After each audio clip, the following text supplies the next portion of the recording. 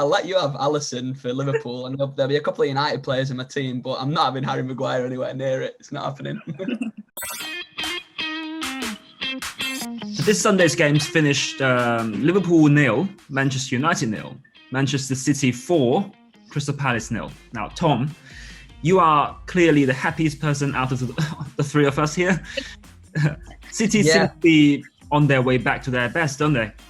Yeah, for sure. I think to go and get not just a win against Palace, but to get a win in the manner that we did, to play the sort of football that we played was very pleasing. I think 3 of them 4 goals are sort of goal of the month contenders when you look at them. So it's the day couldn't have gone better. Roxy, this was the first time Liverpool failed to score at home this season. Are you disappointed?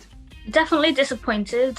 I'm not really sure what's going on with the front three, because I felt like they just couldn't score, and I think to be honest, it was a little bit boring. But I don't think anyone played kind of dirty football. I was a bit disappointed with the result as well. I mean, I was quite happy with the performance, but I thought we played really well. United could have won it, and I mean, should have won it in my opinion. I thought we had better chances. I don't know. I just really wanted to beat you guys today. Okay, we're going to do something different today. We'll be picking from the current players of Liverpool, Man City and Man United, our combined best 11. And we'll be doing a 4-3 formation. Let's begin with a tricky one, the goalkeeper. Roxy, you go first. Who is your Alisson. best goalkeeper? Oh, yes. Alisson, especially that he kept us up today, so Alisson. Tom, who's yours? If we're playing with Pep Guardiola as manager, I'm picking Edison. If we're talking the best keeper in terms of shot stopping, I'll let you have Alisson on that one.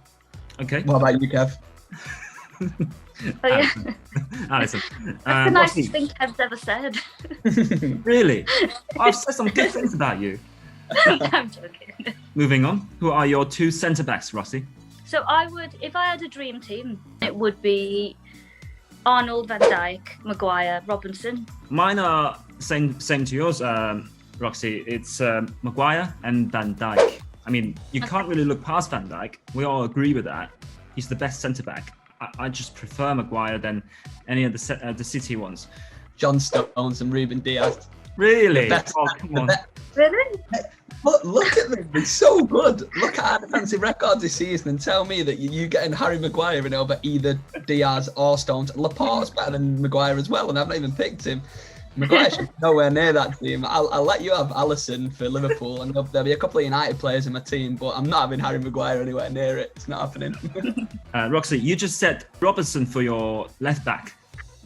Yeah, I wouldn't mind Andy Robinson in the team. Yeah, I'd go with Robertson as well. I think he's the strongest left back in the Premier League. I would agree. How about your right back, Roxy? let's give Arnold a chance. Yeah. Trent is the best right back in the Premier League. You have to question him defensively. He's not great at defending. Wan-Bissaka's probably the best defensive right back in the league. If it was last year, I would have picked Trent. But this year is definitely Wan-Bissaka. He's so reliable. You can't really say no to a reliable player. For midfielders, I'm going to go first. For my holding midfielder, I'm going to go for Wijnaldum. So 2 attacking midfielders, Bruno Fernandes and Kevin De Bruyne. Yeah, I'd go the same in De Bruyne and Fernandes, but I'd take Thiago as my holding midfielder over Wijnaldum.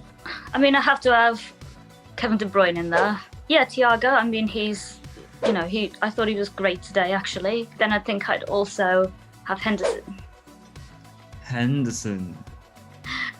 You're not having Bruno Fernandes in there? You got Bruno Fernandes in there. Surely. I did say Fernandes at the start, but then I thought the way he is vocally with the team, so I'm thinking, to have him in the middle and shouting and organising things, that could be a good shout. Tom, you go first with the 3 forwards. I'd have Mane on the left, I'd have Sterling on the right, and I'd play Salah through the middle.